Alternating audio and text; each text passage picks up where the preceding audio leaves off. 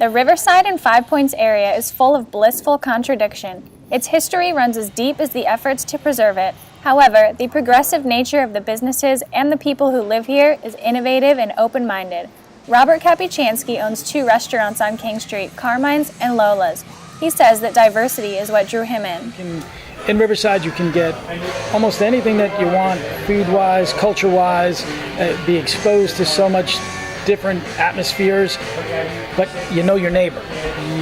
We see the same customers every week, day in, day out, and it's a nice feeling. The appeal of Riverside became contagious and caused developers to open new businesses in the King Street area. Despite the competition, Kapuscinski is welcoming the new establishments with open arms. 100% for it. Bringing more people to this area is just going to make it that much of a more desirable place to be. And that's what we want. The people who live around here don't seem to be complaining either. The ones we spoke with seem eager to show off Riverside in all of its uniqueness to visitors looking for a good experience. Tyler Fort is one of them. He says he's proud of his neighborhood. I feel that King Street plays a really integral role here in Riverside. I think with the recent developments between Kickbacks, Lola's, it brings a lot more business and a lot more people to the area, which I think is a plus for Riverside because it seems to be growing and becoming a really great neighborhood to live in here in Jacksonville. Fort took me down the street to what's called the Cork Arts District with all of its various styles of artistic expression displayed on the outside. The building takes up an entire corner block and keeps with the theme of intertwining old and new. The Cork Arts District in Riverside got its name because of its location. The CO is for corner, the R is for Russell Street, and the K is for King Street. The warehouses date back to the 1920s where they used to store tea leaves, but now it's a hot spot for local up-and-coming artists in Riverside.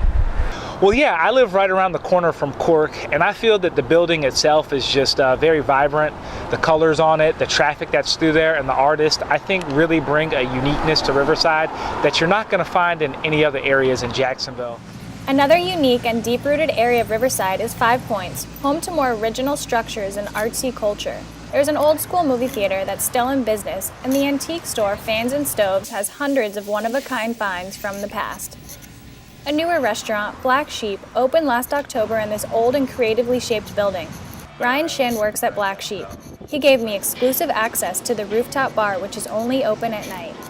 This area is extremely diverse. You have anything from young kids that are artists, musicians, to, old, rich money. It's a little bit of everything out here, and everybody's kind of in the same mentality and feels like a very positive and forward-moving community, more so than most places in town where you might not know your neighbors or the person that lives down the street from you. Around here, it seems like everybody almost knows everybody.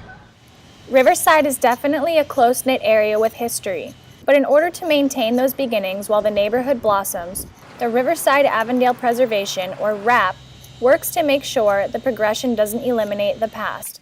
The director, Carmen Godwin, is dedicated to that mission. Well, all the things that we did to sort of save the neighborhood and bring it back from the brink are the reasons why a lot of developers want to come in and new businesses want to come into the neighborhood, because it is such a popular place. And so we like to try and encourage them to adaptively reuse buildings instead of tearing them down to build something new, because what we have is something really special. So what was once old is now new again. Caitlin Byerly, Inside Jacksonville.